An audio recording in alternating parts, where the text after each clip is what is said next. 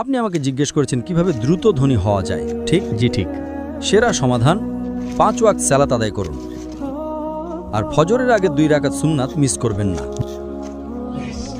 আপনি কি জানেন শীর্ষ 10 জন ধনী ব্যক্তির তালিকায় 4 নম্বরে বিল গেটস, 2 নম্বরে জেফ বেজস, তো 3 নম্বরে জেফ বেজস, 2 নম্বরে এলন মাস্ক, 1 নম্বরে কে?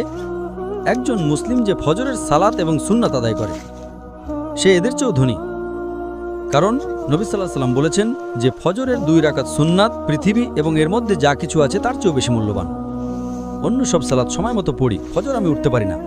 তো আমি তাকে বললাম, আপনি তো একজন ব্যবসায়ী, ধরুন আমি আপনাকে বললাম কাল সকাল ভোরে 5টায় একটা ব্যবসার ডিল আছে যেখানে আপনি $1 মিলিয়ন পাবেন, আপনি কি সেই ডিলে যাবেন? আপনি বললেন হ্যাঁ, কিন্তু আপনি তো সকালে উঠতে পারেন না। না না না, $1 মিলিয়ন জন্য আমি ঘুমাবই না। তাহলে $1 মিলিয়ন জন্য আপনি